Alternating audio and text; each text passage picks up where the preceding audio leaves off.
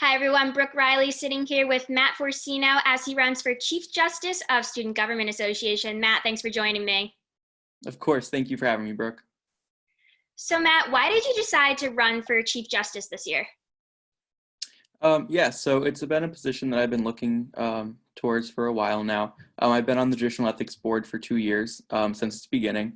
And I think I'm ready to take on the duties of Chief Justice now because I have that experience of the past 2 years and as well as being under two previous Chief Justices. So I have a lot of experience from that.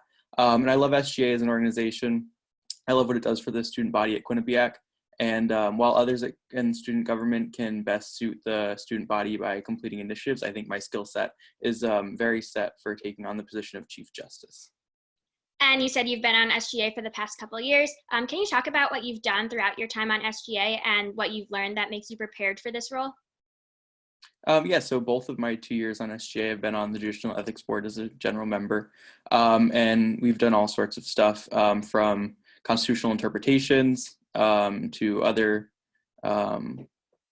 things that go along with the role, as well as reviewing the documents such as the Constitution and bylaws for their consistency, which is a big part of the job, I think, because that makes SGA run more efficiently when we're not constantly doing reviews and changes to the governing documents during meetings. We can work more for the student body.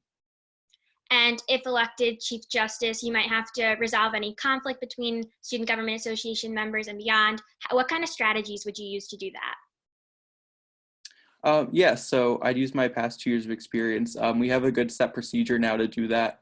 I think that myself, I'm very unbiased in my decision making. In the past 2 years, the Judicial Ethics Board as a whole has been so. I think my position is, if I were elected Chief Justice next year, would be a unique one because I wouldn't be doing the deliberating much anymore. I would just be kind of guiding and controlling the room and the board in their decision making process.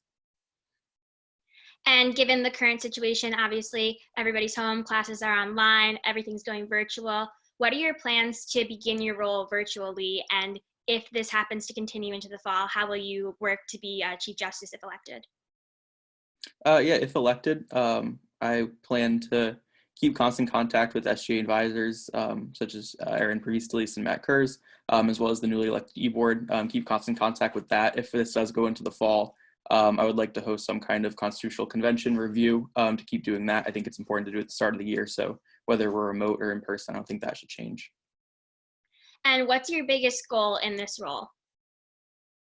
My biggest role is just keep doing the amazing work that the board has done the past 2 years and keep SGA ethical. And if elected, where do you see yourself going? What makes you the best candidate for this position? What makes me the best candidate for this position is I have a great amount of experience. I have all the qualifications necessary for the position. I think this position requires more than a regular justice position does, more administrative work. And I think that my 2 years on the board, as well as my other experiences, such as co-president of the Honors Leadership Board and my internship with the Congresswoman Rosa DeLaura's office, has really prepared me to take on that role. Thank you very much for joining me, Matt. And be sure to stay up to date with our content about all of the executive board candidates on q30tv.com/SGA 2020 elections. And be sure to follow us on social media for more updates.